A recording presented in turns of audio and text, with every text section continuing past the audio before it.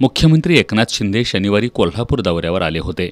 यावेळी त्यांनी hotel pavilion इथं महायुतीचे नेते, पदाधिकारी, कार्यकर्ते यांची बैठक घेतली। या बैठकीतील विषयासंदर्भात आमदार राजेंद्र पाटील यड्रावकर यांनी माहिती दिली। या बैठकीत एकत्रितपणाने काम करण्याचा निर्णय घेण्यात आला असून लोकसभा निवडणुकीच्या पार्श्वभूमीवर रणनीती आखण्यासाठी ही बैठक महत्त्वाची ठरली असल्याचं त्यांनी सांगितलं। दोन्ही मतदारसंघाच्या अनुषंगानं अनेक महत्त्वाच्या मुद्द्यांवर या बैठकीत चर्चा करण्यात आली असून दोन्ही उमेदवार आता जोरदार प्रचाराला सुरुवात करतील अशी माहिती त्यांनी दिली।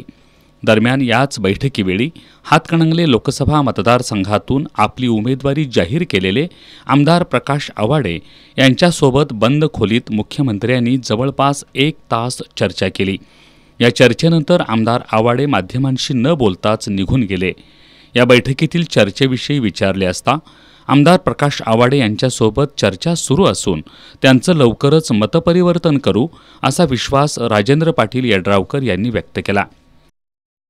निश्चितपणे आवाडे साहेबांच्या बरोबर आम्ही सर्व लोक चर्चा करू।